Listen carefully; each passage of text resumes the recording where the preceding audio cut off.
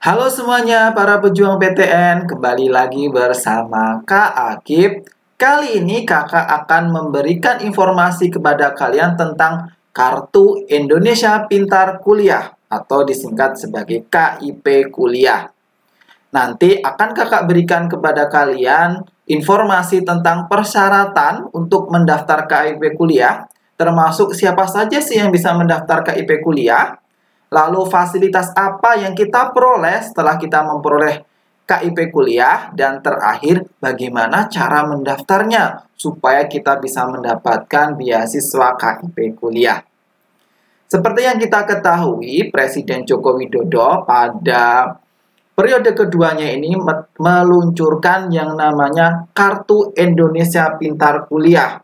Mungkin kalian dulu mengenal ada KIP di SMP maupun di SMA. Nah, sekarang mulai tahun kemarin, Presiden Joko Widodo itu meluncurkan KIP untuk jenjang kuliah. Inilah bentuk dari Kartu Indonesia Pintar Kuliah. Nah, semoga nanti kalian salah satu yang mendapatkan KIP kuliah ini. Oke, langsung saja sekarang kita masuk ke bagaimana cara pendaftaran KIP kuliah. Persyaratan penerima KIP kuliah. Nah, ini jadi siapa saja sih yang bisa menerima, siapa saja yang bisa mendaftar KIP kuliah? Yang pertama, KIP kuliah adalah siswa sekolah menengah atas SMA atau sekolah menengah kejurusan atau SMK. Jadi bagi kalian yang sekarang kelas 12, SMA ataupun SMK, kalian bisa mendaftar. Atau bentuk lain yang sederajat yang akan lulus pada tahun berjalan atau lulus 2 tahun sebelumnya. Jadi bagi kalian sekarang yang masih kelas 12, mau lulus tahun 2021 ini, atau 2 tahun terakhir, misalkan kalian angkatan 2020 atau 2019 gitu ya, kalian masih bisa mendaftar KIP kuliah. Nah, jadi jangan khawatir nih, bagi kalian yang gap years, yang tahun kemarin nggak dapat PTN dan berhenti, sekarang mau kuliah, disediakan pemerintah beasiswanya. Lalu yang kedua, memiliki potensi akademik baik, tetapi memiliki keterbatasan ekonomi yang didukung bukti dokumen yang sah. Nah, jadi yang syarat yang kedua yang bisa mendaftar itu punya potensi untuk berprestasi, tapi ada keterbatasan ekonomi. Nah, pertanyaannya, ukuran keterbatasan ekonomi ini gimana? Kak, saya ayah saya itu pensiunan gitu. Ini masuk keterbatasan ekonomi nggak? Nah, atau Kak, orang tua saya itu Gojek. Nah, Gojek itu masuk keterbatasan ekonomi nggak? Nah, nanti di bawah akan kita jelaskan secara detail apa sih yang dimaksud keterbatasan ekonomi, dan dokumen yang sah itu apa saja. Lalu yang ketiga, harus lulus seleksi penerimaan mahasiswa baru melalui semua jalur masuk perguruan tinggi dan diterima di PTN atau PTS pada program studi yang telah terakreditasi. Nah, menarik ini, KIP kuliah itu bisa mengakomodasi ke kalian yang diterima di PTS. Sekali lagi, ini untuk semua jalur masuk ya, SNMPTN, SBMPTN, maupun seleksi mandiri, kalian bisa mendapatkan beasiswa KIP kuliah ini. Kita lanjutkan. Nah, masih persyaratan penerima KIP kuliah. Tadi ya, yang dimaksud keterbatasan ekonomi itu apa? Nah, di sini dijelaskan ada 5 poin. Yang pertama, kepemilikan program bantuan pendidikan nasional dalam bentuk Kartu Indonesia Pintar. Nah, ini nih, bagi kalian yang di SMA itu punya KIP, Kartu Indonesia Pintar waktu SMA, otomatis kalian bisa mendaftarkan di KIP kuliah. Silahkan nih, kalian yang punya KIP waktu SMA, daftarkan diri sekarang kalian di KIP kuliah. Lalu yang kedua, keluarga peserta program Keluarga Harapan atau PKH. Nah, silahkan nih, tanya ke orang tua kalian. Orang tua kalian itu masuk ke PKH tidak? Kalau masuk ke PKH, itu otomatis bisa mendaftarkan KIP kuliah. Yang ketiga, Kartu Keluarga Sejahtera atau KKS. Jadi harus memiliki kartu KKS. Kalau punya KKS, otomatis bisa. Yang keempat, mahasiswa dari panti sosial atau panti asuhan. Nah, bagi kalian yang sekarang di panti asuhan atau panti sosial, otomatis kalian bisa mendaftarkan beasiswa KIP kuliah. Yang kelima, mahasiswa dari keluarga yang masuk dalam desil kurang atau sama dengan kategori 4 pada data terpadu kesejahteraan sosial atau DTKS. Jadi yang masuk ke kuartil 4 pada DTKS. Nah, jadi silahkan nih, kalian yang punya KIP kuliah atau KIP di SMA, punya PKH, punya KKS, atau yang di panti asuhan, atau punya DTKS. Nah, atau sebenarnya nanti masih membuka peluang ya, membuka peluang bahwa kalian tidak masuk 5 kriteria ini, kalian masih tetap bisa mendaftarkan KIP kuliah. Siapakah itu? Nah, sini dijelaskan. Jika calon penerima tidak memenuhi salah satu dari 5 kriteria di atas, ini nggak ada yang masuk tuh 1-5 tadi, maka dapat tetap mendaftar untuk mendapatkan KIP kuliah asalkan memenuhi persyaratan tidak mampu secara ekonomi sesuai dengan ketentuan yang dibuktikan dengan pendapatan kotor gabungan orang tua wali sebanyak 4 juta rupiah setiap bulan. Atau pendapatan kotor gabungan orang tua dibagi jumlah anggota paling banyak 750.000. Nah, ini ya. Jadi walaupun orang tua kita tidak masuk 5 kriteria tadi, tetapi pendapatan bulanannya kurang dari 4 juta dan atau pendapatan tadi dibagi sama anggota keluarga itu kurang dari 750.000, nah kalian masih bisa mendaftarkan KIP kuliah. Nah, silahkan nih kalian tanya ke orang tua, di slip gaji orang tua kalian itu pendapatannya berapa? Kalau kurang dari 4 juta berarti kalian masih bisa mendaftar. Atau misalkan lebih dari 4 juta juga masih bisa, tetapi setelah dibagi dengan anggota keluarga harus kurang dari 750.000. Clear ya siapa yang bisa mendaftar? Silahkan kalian yang masuk kriteria ini silahkan mendaftar di KIP kuliah. Selanjutnya, apa sih fasilitas yang kita dapatkan setelah kita menerima beasiswa KIP kuliah? Nah, ini yang kita nanti ya. Kalau kita sudah diterima, apa sih yang bisa kita dapat? Apakah sekolahnya jadi gratis, kuliahnya jadi gratis? Nah, kita lihat. Yang pertama adalah pembebasan biaya pendaftaran seleksi masuk perguruan tinggi. Nah, jadi daftar aja gratis ya, gratis. Yaitu untuk ikut UTBK. Jadi untuk UTBK, SBMPTN itu gratis. Asalkan terdaftar pada DTKS Kemensos. Ya, jadi fasilitas pertama, ikut SBMPTN yang harus bayar 200.000 atau 300.000 gratis kalau kalian mendaftar KIP kuliah. Yang kedua, jelas pembebasan biaya kuliah pendidikan. Nah, jadi nggak usah khawatir nih, SPP kalian tiap semester, misalkan kalian di kedokteran ya, di kedokteran misalkan per semesternya 10 juta, ya udah kalian gratis, nggak perlu bayar sama sekali. Ya, jadi sangat fasilitasnya sangat luar biasa kan, gratis, cukup fokus belajar. SPP per semester itu sudah dibayarkan oleh pemerintah. Nah, yang terakhir ada bantuan biaya hidup. Mulai akademik 2122, biaya hidup ditetapkan oleh Puspladik berdasarkan perhitungan besar indeks harga lokal dari masing-masing wilayah perguruan tinggi. Nah, jadi udah gratis di sekolahnya dan dapat uang saku per bulannya. Nah, Kak Aki kasih bocoran. Kalau tahun kemarin itu uang sakunya itu 750.000. Nah, cukup besar ya. Kalian sebulan dapat 750.000. Itu kan cukup ya untuk ngekos, untuk transport, untuk beli buku. Nah, jadi fasilitasnya luar biasa ya. Kalau kalian bisa mendapatkan beasiswa KIP kuliah, udah daftarnya gratis, setelah diterima nggak bayar SPP alias gratis lagi SPP-nya. Sudah gitu per bulannya dikasih uang saku sekitar 750.000. Nah, jadi silahkan ini dimanfaatkan kalian yang memang merasa kurang mampu tetapi punya potensi, silahkan mendaftarkan beasiswa KIP kuliah. Nah, sekarang jangka waktu pemberian KIP kuliah.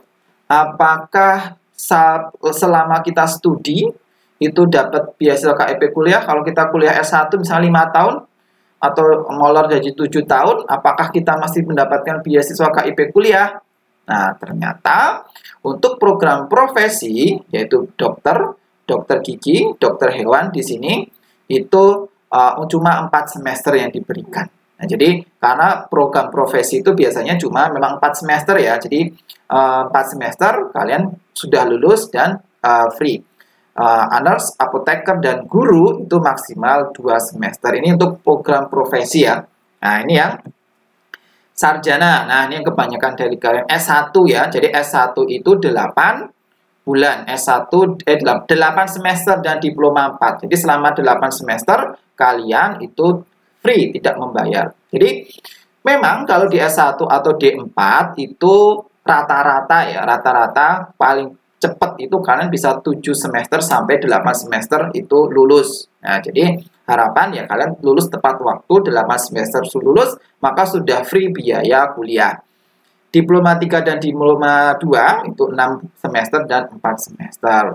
Nah, itu ya. Jadi silahkan kalian dapat fasilitas gratis sekolahnya dan malah dibayar per semester, per bulannya uang saku selama kalian kuliah, yaitu selama 8 semester untuk yang S1. Nah, sekarang bagaimana pendaftaran KIP kuliah? Ya. Nah, pendaftaran KIP kuliah itu nanti di webnya kipkuliah.kemendikbud. Nah, jadi silahkan nanti buka webnya KIP kuliah. Kalian bisa mendaftarkan di situ. Dan di sini dilihat berlaku untuk jurusan seleksi masuk perguruan tinggi apa saja. Jadi ternyata tidak hanya SNM, SBM sama Mandiri ya di sini. Nah, ini ada apa saja?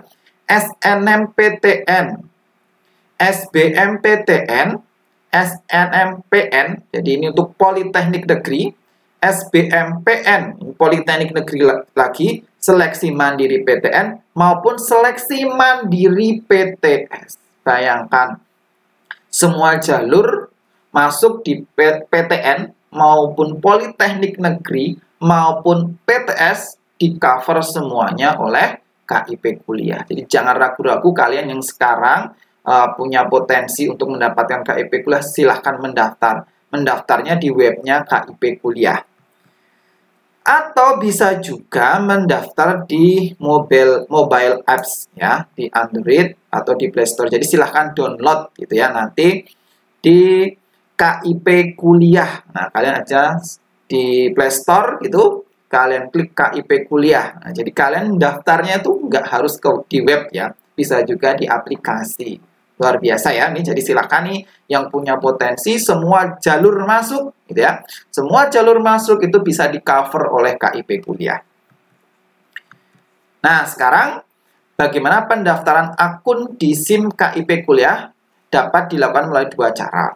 Nah, siswa dapat mendaftar secara mandiri maupun perguruan tinggi dapat mendaftarkan mahasiswa yang sudah diterima dan melakukan registrasi. Nah, jadi ini untuk kalian yang ingin mendapatkan KIP kuliah ada 2 jalur sebenarnya. Bisa kalian mendaftar sendiri. Nah, sendiri berarti artinya kalau mendaftar sendiri kalian belum diterima di PTN ya. Kalian belum diterima di PTN terus kalian mendaftar. Atau yang kedua, kalian juga bisa didaftarkan oleh kampus kalian. Nah, tapi kalau ini ya setelah kalian diterima. Setelah diterima, biasanya pihak kampus menawarkan siapa yang ingin mendaftar KIP kuliah. Kalau misalnya masih ada slotnya, maka nanti yang mendaftarkan itu pihak sekolah. Nah, sekarang apa saja yang harus disiapkan? Yang pertama adalah NIK.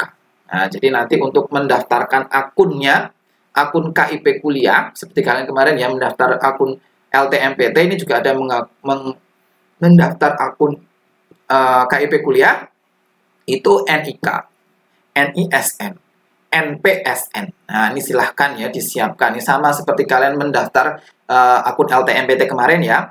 Dan yang ingat email yang aktif ya, email yang aktif. Kenapa harus aktif? Karena nanti nomor pendaftaran dan kode akses setelah sistem KIP kuliah berhasil melakukan validasi NIK, NISN, dan NPSN nanti dikirimkan ke email kalian.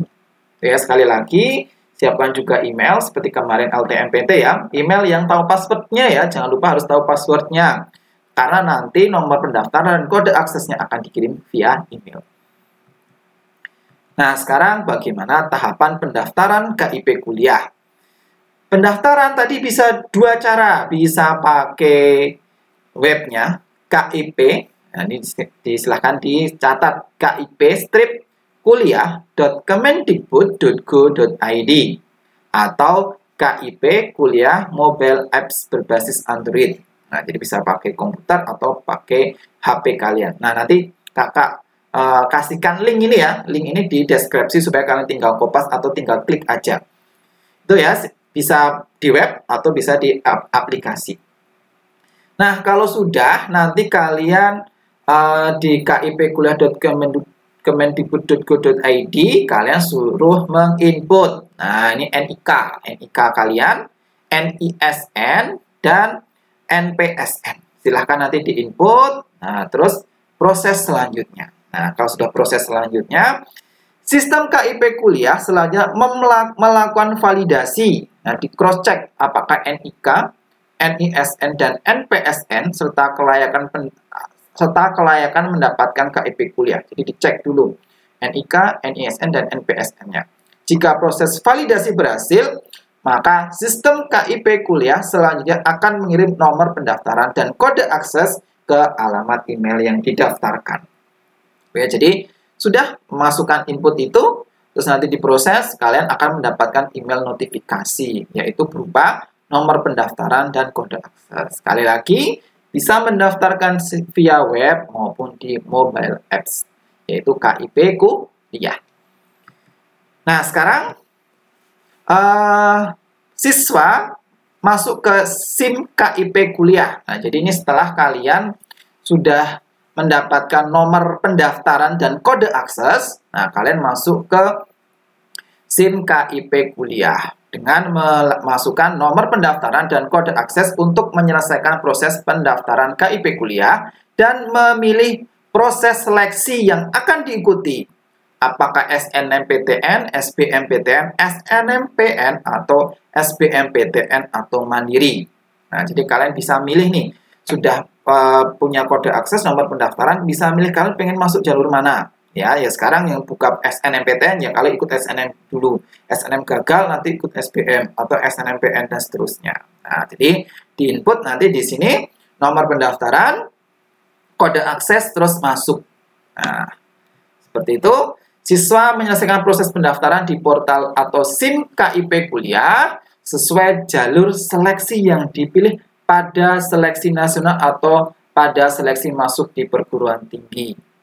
Nah, bagi calon penerima KIP kuliah yang telah dinyatakan diterima di perguruan tinggi, dapat dilakukan verifikasi lebih lanjut oleh perguruan tinggi sebelum diusulkan sebagai calon mahasiswa penerima KIP kuliah. Nah, jadi ini bagi kalian ya, yang sudah diterima di PTN nanti, udah daftar KIP kuliah, terus sudah TEN, misalnya udah diterima di SNMPTN, biasanya pihak universitas yang kalian diterima tadi melakukan verifikasi, biasanya mendatangi ke tempat rumah kalian, dicek bener nggak kalian tuh tinggalnya di sini, aset-asetnya yang dipunyain seperti ini, orang tua kalian pendapatannya sekian, nah itu langsung ke sekolah, ke rumah kalian. Nah, jadi ada tahap verifikasi di sini.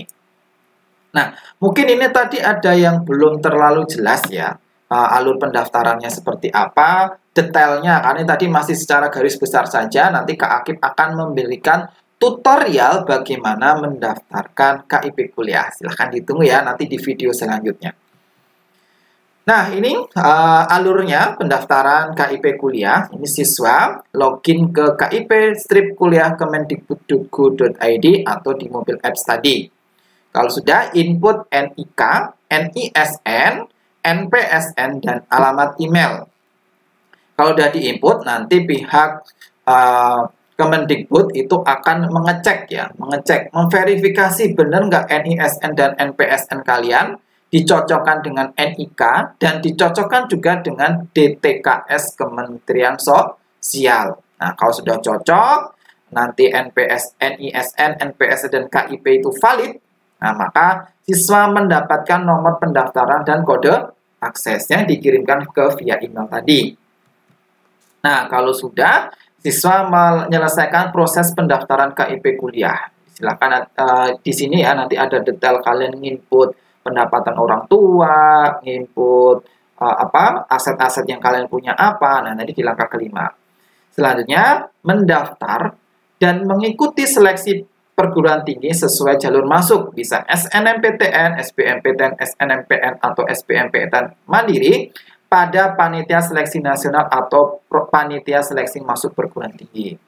Kalau sudah menginput di sini menyelesaikan proses pendaftaran KIP, baru kalian bisa mendaftar melalui jalur apa. Kalau sudah diterima di perguruan tinggi, nanti pihak perguruan tinggi itu akan melakukan verifikasi. Biasanya datang ke rumah kalian, mengecek apakah benar, ini rumah kalian, asetnya seperti ini, orang tua kalian pendapatannya berapa. Nah, itu dicek pada saat verifikasi oleh PTN. Terakhir, kalian sudah diterima di PTN dengan KIP kuliah, artinya bayarannya gratis selama kamu kuliah. Dan kamu juga mendapatkan uang saku, yaitu sekitar 750.000. Nah, itu ya pembahasan Kak Akib hari ini tentang KIP kuliah. Jika ada yang masih bingung, gimana sih detailnya ya tutorial mendaftar KIP kuliah? Nah, ditunggu nanti Kak Akib juga akan membuat video pembahasan tentang tutorial mendaftar KIP kuliah. Setelah itu, kalian yang ingin bertanya, silahkan bertanya di kolom komentar. Insya Allah nanti Kak Akib akan jawab satu persatu. Silahkan kalau kalian punya kendala apa dalam mendaftar, tuliskan saja di kolom komentar. Demikian video kali ini. Jika merasa bermanfaat, silahkan di-share ke teman-teman kalian supaya semakin banyak yang tahu informasi penting ini. Jika merasa video ini bermanfaat, silahkan di-like dan di-subscribe. Sekian dari Kak Akib, sampai jumpa.